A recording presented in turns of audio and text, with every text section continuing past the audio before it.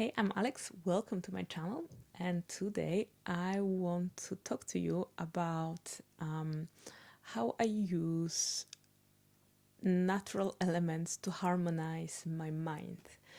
And before you think this is a total weird hippie, far out there stuff, hear me out. It's not like that.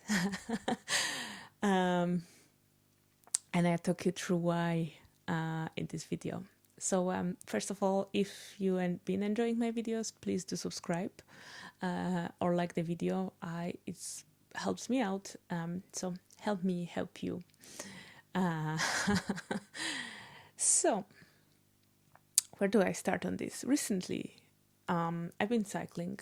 And you know, it's been quite surprisingly warm day in Scotland, and I got caught in this downpour.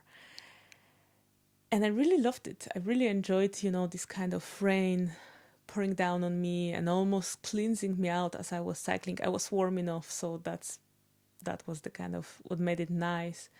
But I really enjoyed this feeling, and I started to think about how connected I am with the water element, because I generally enjoy being caught in the rains. This is something, especially when you're in a warm country and there is a downpour, it's just like, yeah, you know, you're on the streets and it just feels so good. And I do a lot of bathing and bathing rituals. So bath is really my home, my headquarters. So so it made me think about, you know, my connection to elements, and also how I'm kind of using this water energy to kind of cleanse but also soak myself up in certain energies. And I started to think about all the things, you know, other elements. So I have quite strong connection to ground. I do a lot of barefoot walking so that I can ground my energy. I guess fire, wind is something that I also use. I love it when it's really windy, and I love to get on top of the hill and just feel exhilarated. You know, wind can be very exhilarating and inspiring in the way. And then I guess fire and warm, it's all about this. It is about passion, it's about coming together, but it's this kind of cozy, homely element for me. I feel a lot of times celebration is fire is for celebration. So it got me thinking about how I actually use those different elemental forces to you know, help myself mentally. And when I say elemental forces or energies, I mean they are really good metaphors or symbols to kind of almost start like certain mental processes. So for example, water, it's have this symbolism of cleansing, right? We take shower to cleanse, so there is it's very, actually it's very practical, you know, we take shower to get clean. But I think water also cleans us mentally in the way, you know. And I find I find myself consciously working with it on a psychological level. So I take around new, and again, this is all about this symbolism, right? I think rituals or whatever, this is really a symbolism to enable you to work with your mind in a really kind of subconscious way. So I do, when at the new moon, when, you know, there is this kind of change when the moon goes down and then comes up, I like to do a cleansing bath once a month, cleansing bath, when I kind of mentally cleanse myself of stuff that is old, of stuff that doesn't serve me anymore. And you know, interestingly, last time I did it, I just changed the job. And as I was kind of thinking about different stuff I want to leave out and cleanse, I actually thought about this job, of washing this job of myself mentally. And I felt quite relieved. I felt like, oh, you know, like it's just so nice to cleanse that and let it go and move on to the next stage. So I found that interesting to use quite consciously this element of water to cleanse out, right? To cleanse, to let go. um, which make me think about conscious way of working with elements. The same with grounding, for example. You can ground mentally, so you can, really imagine yourself sitting or standing firmly on the ground.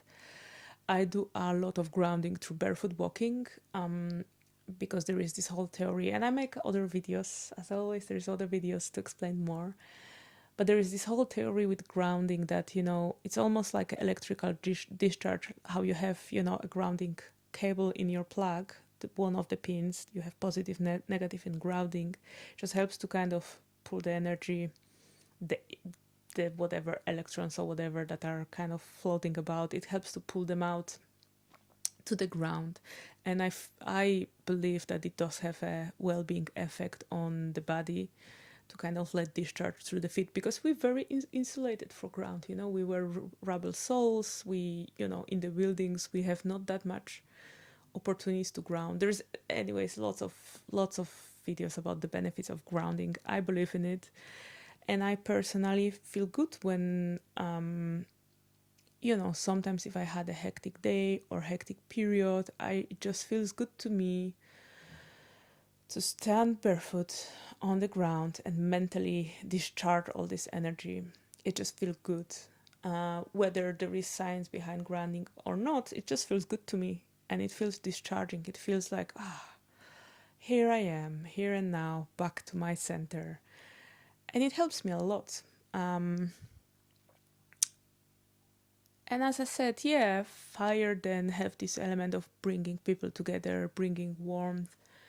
It can also burn, but I think fire have this, when you need a little when you feel a little lonely or a little lost, maybe, or in need of a little bit, maybe even validation sometimes, and connection, when you in need of connection and this kind of warm, heartwarming feeling, the fire is very helpful to, having a fire or lighting up a candle. I think it's a very nice way to bring that warmth, that coziness to just makes you feel warmer inside, I guess. Again, it's all about these symbols and metaphors, right? As opposed to, magic and something out of this world, to me. That's how I kind of work with a lot of this magic stuff. It's really all about like tapping into the unconscious and activating mental processes. And then wind, the air energy. And I think, there is this inspiration and freedom in wind and in air. Which is why I love cycling. I think, because you have the wind in your hair and you go, it just feels so good and liberating. It's the sense of freedom that you can get. So I think if you're stuck, or if you really,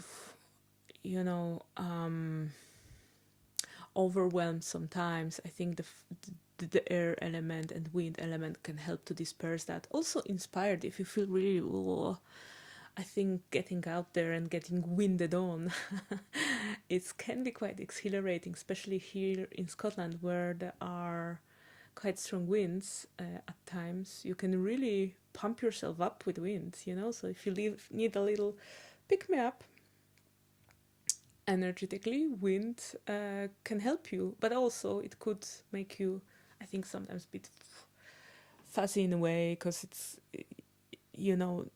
classically, if you're too windy in your head, you're not grounded, and it's good to stay grounded, right? So I encourage you to have a think about different ways that you maybe connect with those elemental forces, and think, is there a way that you're using it already, versus, how could you use some of those elements. So I gave some brief ideas. I will be making more videos on each, so hear me out. And I encourage you to think not just about the elemental forces, but generally what all things you may be using to kind of work on this sort of subconscious, almost emotional level, but it's very, it's a very real, psychological way of working, I feel. So explore some of those ideas. Just throwing it out there, just because I've been thinking about it recently. So yeah, as I said, subscribe if you like my videos, and I will be making more videos. I think next one I want to do about bathing rituals, more in depth, and grounding. So hear me out there, and yeah, hope to see you in the next video. Thanks.